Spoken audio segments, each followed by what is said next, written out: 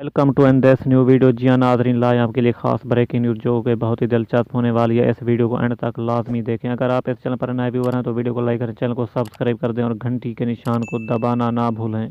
Pakistan cricket team के साबिक कप्तान मिसबाह-उल हक ने कहा है कि बाबर आजम और विराट कोहली के दरमियान मवाजना करना दुरुस्त नहीं। कोहली बहुत ज़्यादा क्रिकेट खेल चुके हैं जबकि बाबर का अभी आगाज़ है। मिसबाह-उल हक ने लाहौर में मीडिया से गुफ्तगू करते हुए कहा कि बाबर आजम या विराट कोहली जितनी क्रिकेट खेल लें फिर मवाजना करें, क्योंकि विराट कोहली ने जो कुछ हासिल किया इसका कोई मैच ही नहीं।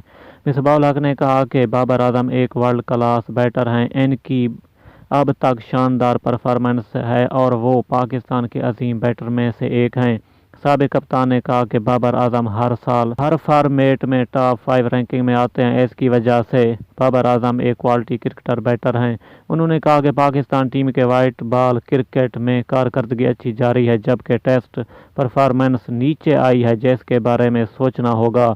मिसबाह-उल हक ने कहा कि टेस्ट परफॉर्मेंस के अकेले बाबर आजम जिम्मेदार नहीं है। प्लानिंग का फुकदान, टीम सलेक्शन और